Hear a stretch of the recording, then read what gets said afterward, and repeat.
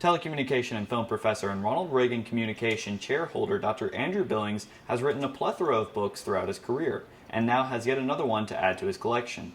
However, this book does not highlight the issue of race or gender like many of his others. Instead, it takes an in-depth look at what many sports fans consider a general hobby, fantasy sports. It's really the first true survey that we've had of the fantasy sport industry. We have more people playing fantasy sport than we do actively on Twitter in this country, and I think that's surprising to a lot of people. Dr. Billings says the difference between this book and others he's written is the fact that this book is more people-centered with interviews.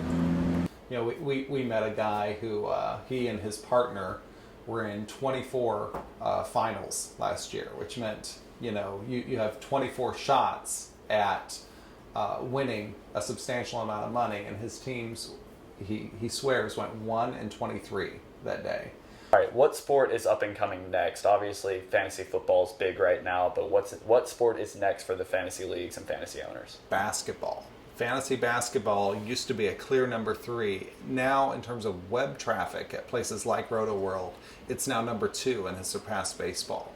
But there's a whole lot of other sports out there that people are playing. Fantasy NASCAR, fantasy golf, they're all increasing at about that same 15 to 20% rate. The author went on to tell us about the expansion of the fantasy world, which now even includes Fantasy Congress.